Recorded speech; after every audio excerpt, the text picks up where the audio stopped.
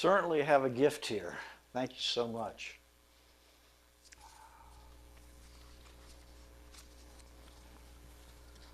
The scripture this morning is Matthew 17:20. Jesus replied, "Because you have so little faith, truly I tell you, if you have faith as small as a mustard seed, you can say to this mountain, 'Move from here to there,' and it will move. Nothing will be impossible for you." So ends the reading. Faith. What is faith? A belief in God, a belief in yourself, a belief in your family and friends. A few weeks ago, there was a report saying that at the top of a mountain in Turkey, they found what is thought to be Noah's Ark. The report described underground remains of what appears to be a structure, the approximate size, shape, and has a configuration of 3 decks like described in the Bible. If the remains coincide with the description of the ark, and it is in a likely location, would it increase your faith? More specifically, would it change the way you view God? How or what we view as faith is complicated. Some feel faith is a firm belief in something for which there may be no tangible proof. Faith is the opposite of doubt, or the absence of doubt. The dictionary defines faith as unquestioning belief that does not require proof or evidence. Most religions are built around a faith in some intangible tenet. The Bible gives a short definition of faith in Hebrews 11:1. Faith is being sure of what we hope for and certain of what we do not see. There's a series of lectures by Eric Butterworth called Practical Metaphysics. In a lecture on faith, he tells about Sidney Harris, a syndicated newspaper columnist who enraged his readers by saying, "My father didn't believe in God, but God believed in him." He meant that his father did not go to church or synagogue. He didn't accept all the dogma and doctrines of the church, but he was a caring and sharing person. Mr. Harris felt that whatever religion is purported to be, his father was doing it. He wasn't professing it. He was out there doing it, living it. Therefore, he felt that God believed in his father. Do you have to believe in God in order to pray? We might assume, of course you do. But similarly, do you have to believe in electricity in order to turn on a light switch? You don't. You have learned just by flipping that switch, the whole electrical process springs into action for you because it's engineered to do so. The light results from man applying the laws of physics. We have learned how to harness and use electricity. Most of us don't know how it works, but we know we can go flip the switch. And to experience and utilize the divine energy of God, you don't have to know all about God or have a theological position about God. If you can get in contact with the process or the divine and express it through yourself by loving, not talking about love, by believing, then the activity of the internal process of faith can work for you. You can flip the switch. You can connect with the divine process of faith. We all know people that seem to always have that on. People that just make you feel good. You see them, they make you feel good. They smile. Their energy is good. They've learned just to use that divine energy. Saying you believe in God, but living your life like God's energy is somewhere out there, somewhere away from us, can create a separation in consciousness that may well make your prayers very difficult, if not impossible. Quite often the disciples would ask Jesus, "Why can't we do this?" And he would say, "You pray, but you pray amiss." James 4:3. The key is not faith in God, but faith from God. Faith in God is trying to direct your attention consciously to something outside yourself. Faith from God begins with the basic premise that you live in God. You move in God. You have your being in God. God is your foundation. You center yourself in that consciousness, and then you believe in that consciousness. You're not believing in an abstraction. You're not believing in an intangible. You believe in a consciousness which enables you to put yourself in tune with the process. We've all felt this before. We've had those times where we feel like the world is working for us, where we feel good. It's learning to stay in that consciousness. Even when things are tough, know that you're part of nature. Just as the plants grow without knowing about God, they grow. The animals can take care of their young and they don't know about God. The Bible gives the direction. Be still and know that I am God. Psalms 46:10. To a large extent, to believe in God means to believe in yourself. To believe in yourself as a divine being. To believe that you are rooted in the consciousness of God, in nature and infinite intelligence. So to practice faith, first of all, start at the ground of your being. Center yourself in the consciousness of this oneness process. Know the whole universe can flow through you. And out of that consciousness, you go forth and do the things you need to do in your life with a believing attitude. Not believing in some intangible, some God out there is going to come help me, but utilizing a faith process which enables you to have faith in yourself, have faith in people, have faith in your experiences, have faith in the divine law that is always working so that things work together for the good. To understand faith, we have to realize that we're dealing with something that's always present. Faith is just one of the factors of our consciousness. Faith is just as natural to every person as seeing, as hearing, as tasting. There's no such thing as an absence of faith. You could almost call faith a sixth sense. But it's like electricity. We really don't need to understand it, but we know when it's worked for us. We know it's there. We hear about having a lack of faith. Or on the contrary, that person has a lot of faith. Whenever a person says his problem is a lack of faith, it's important then to recognize that faith is as natural as breathing. The question is, what do you believe in? Is your faith in the wrong things? Has your faith turned to doubt? Your doubt could be fear, worry, insecurity. You're simply believing in things that are negative, unproductive, rather than productive. Faith isn't something you're going to find somewhere. It's not something you're going to earn a diploma in, and at the end of a course you earn faith. Faith, as Paul would say, is the free gift of God, which all persons have, totally and completely. But only very few people understand this and use faith with discipline.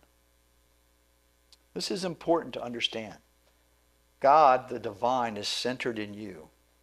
And that's all there is to it. Closer than your breath. Understanding this at a soul level would change our lives. You can't do anything that would change this. The whole universe is centered at the point of you. Centered in you. No way you can make it more or less. You're as much spirit right now as you will ever be. You're as connected to spirit as you will ever be.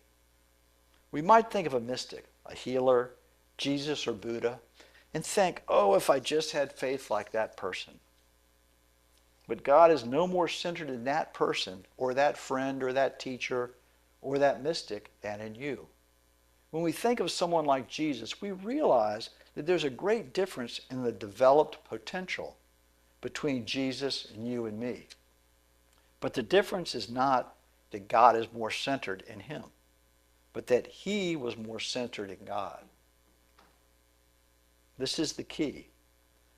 You and I are centered for the most part in things, in persons, in our circumstances of our lives. Our work, our families, getting things done, that takes a lot of our attention. That centers a lot of our attention. And we end up centering our attention on a lot of what could go wrong. If I want to get this done, what could go wrong? If I want to get this done, what could go wrong? Our natural way of thinking is to focus on all sorts of limits or roadblocks to what we desire. An article 2 weeks ago in the health section of the Washington Post by Catherine Cam was titled, "Your Brain is Biased to Negativity." The key is to manage it. Our brains naturally respond more strongly to negative stimuli. Our brain is wired to protect us from any number of real or potential threats that are out there, and we'll constantly be on the lookout for threats. And we need this. We need to be on the lookout. At the same time, in our quiet time, when there are no real threats, faith is you centering your consciousness in God, in the divine, in positive outcomes. You need to make the commitment to center yourself, your attention, your consciousness in the positive. Not a God out there somewhere, but your potential, the God in which you live and have your being. The power of faith, just like electricity, the power of faith is always available. Guidance and direction is always available to us. The need is not to get God to bring divinity into our experience. The need is for us to practice the present that is always with us instead of practicing the absence. That's kind of what we all do when we go to a service on a Sunday. We're trying to get back into that energy. However you call it, however you relate to it. But something that's not the busy day-to-day life. We can learn to face life with a believing, positive attitude. Faith is sometimes taught like a miracle catalyst. Almost like God will do wonderful things for you if you have faith. Like in the Old Testament, God's going to do this for me. But God doesn't do things for you in some special way because of your faith. Nothing that you can say or do can make God work for you in any way. God is a divine energy in the universe. You learn to use this energy. Our minds are the hands of God. We're just using that divine energy, that potential in us. God is infinite intelligence, always present. No more present in Jesus or any great teacher than in you. Our journey is to live in that consciousness. Infinite intelligence explains how the universe works at all levels, the seen and the unseen. It doesn't make any difference whether you believe or not. The same rules apply to all of us. God is the ever-present force of life. This force of life must act according to consistent rules. We know the rules of physics and the rules of natural law. They're unchanging, ever-present. Not that it may act, but it must act. Faith can't help itself when you initiate the process. When you throw the electric light switch and make contact, electricity must flow. Not that it may flow if you're nice, or if you're loving. It will flow because we're dealing with immutable laws. No matter what your mood you're in, when you go and flip your switch, it usually comes on. There's no magic about it. There's no miracles involved. Unless you say the rising and setting of the sun is a miracle. We're dealing with law. Think of a rheostat.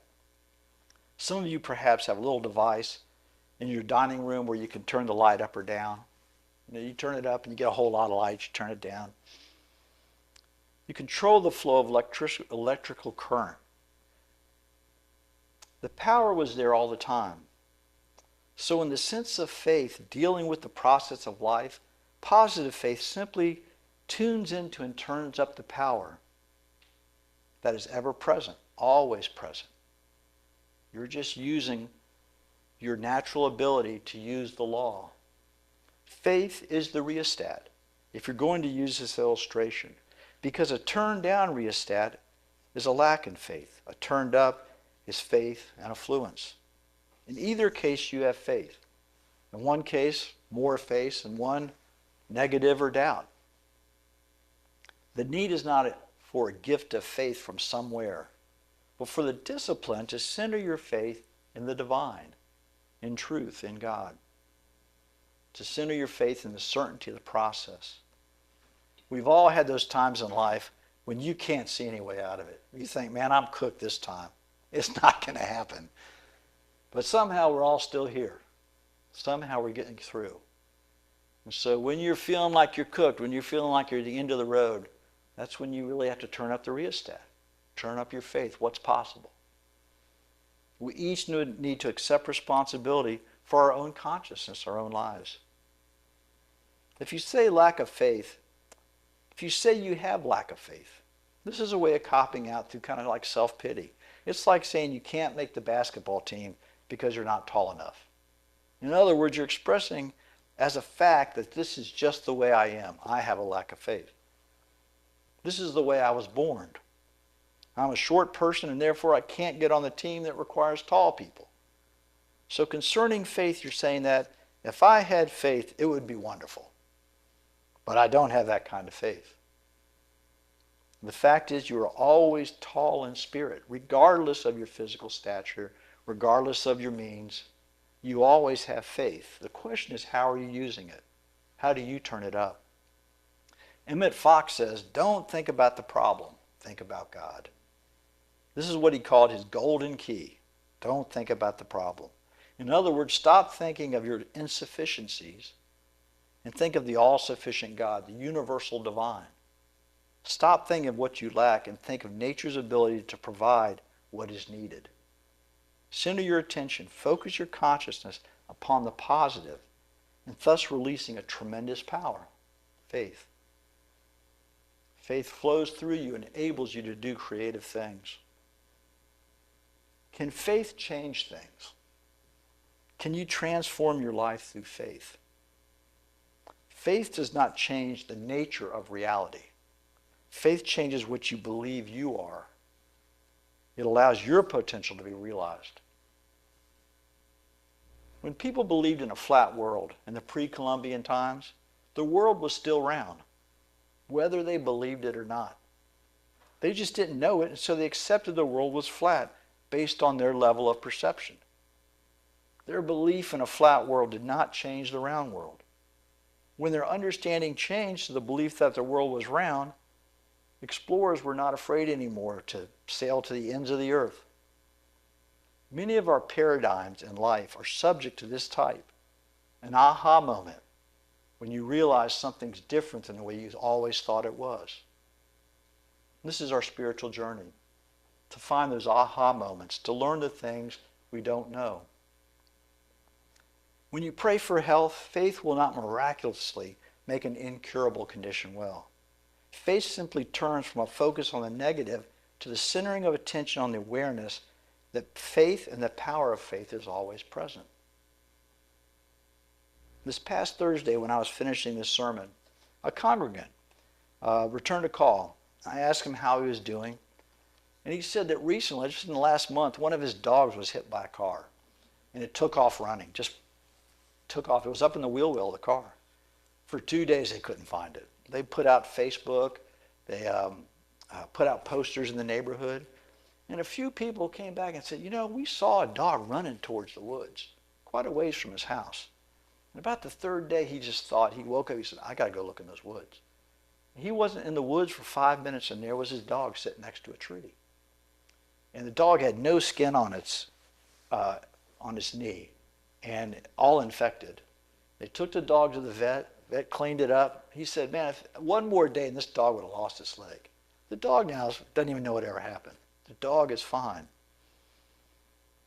They had faith that they would find the dog. They just did everything they could. You know, they were not trying to change what happened. They didn't say, what if I had done this? What if I had done that? They accepted, here where we are, what could we possibly do? They placed their energy and attention on what they could do to affect a positive outcome, if at all possible. Faith. Not faith in a miracle, but faith in possibility. Faith in following your intuition. Faith enables a person to flip a switch and use their potential. It doesn't manufacture it from somewhere. It simply allows you to identify with yourself at a higher level. But your higher level is always present. It didn't just suddenly become present because of your faith. When you have faith, there's always more in you. There's always more potential. You begin to relate to yourself and identify with yourself from the higher level of your potential. This is the power of faith. And the more you use it, you know how it is. You have a little progress with it, you start believing in it. You keep using it. It's just like anything in life. You know, you say, I can't jump 2 feet. Well, you keep practicing, you jump 2 feet. Later on, you learn you can jump 2.5 feet. You keep practicing and you go higher. Faith is like that. You just keep using it and you'll learn your power. Believing in your abilities and your unlimited potential can release the power of faith in your life and in everything you do. Blessings. We're going to go ahead and move into the meditation. And in the bulletin, we'll just read together that first congregation under meditation. Reading together. We begin our meditation by sitting in a relaxed position, focusing the mind on the absolute God. We breathe in the prana, or God energy. Feel it radiate through our entire being, and exhale slowly. All right, so you'd set aside your bulletins, your hymnals, and if you'd close your eyes and get comfortable, and take a few long breaths. Just breathe in and breathe out. Breathing in and breathing out. When thoughts come to you, and they will, just gently acknowledge them, and then just take your attention back to the meditation. I'll have a short guided meditation, and then we'll follow that with some music. The practice is to keep your attention on the meditation. So taking that nice breath in,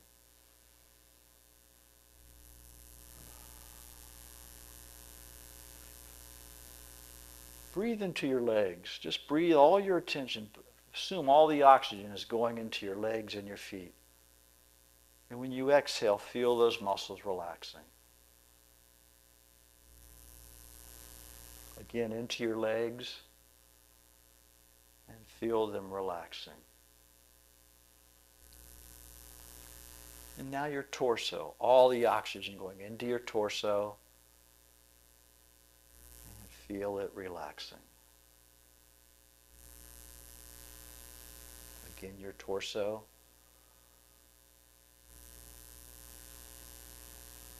Now your arms and your hands.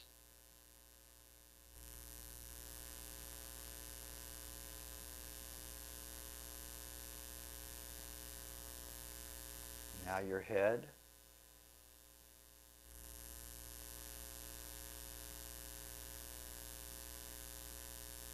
Now your whole body. Just breathe into your whole body. Every cell in your body receiving energy. And as you exhale, feel every muscle relaxing into the pew.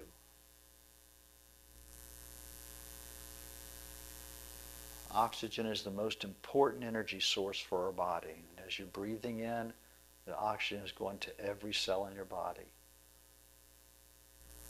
We hold so many of our stresses in our bodies. And so when we're actively letting our body relax, we're releasing those stresses. You can feel yourself, you can feel the feet on the floor and your thighs and your back on the pew. And just relax into that gentle hold of Mother Nature.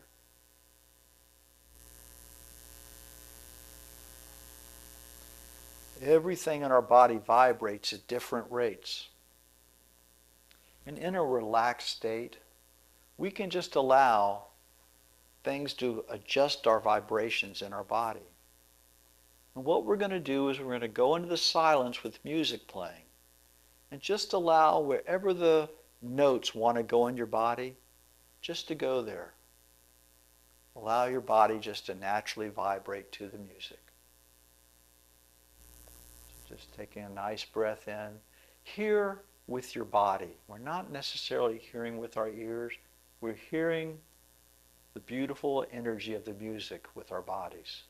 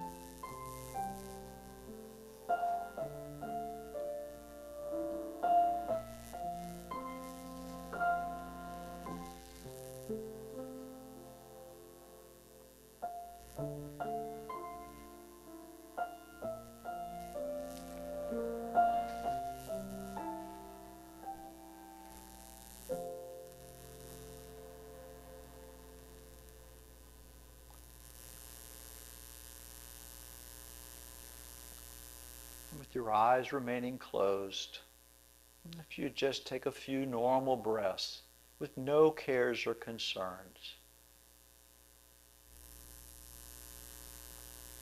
And when you're ready, if you gently bring your consciousness back into the chapel, and we'll read together the second congregation in the meditation portion of the bulletin. And reading together, I affirm that I am on a path of evolving spiritual consciousness.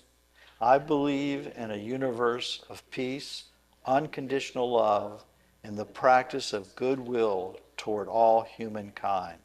May peace pervade the entire universe.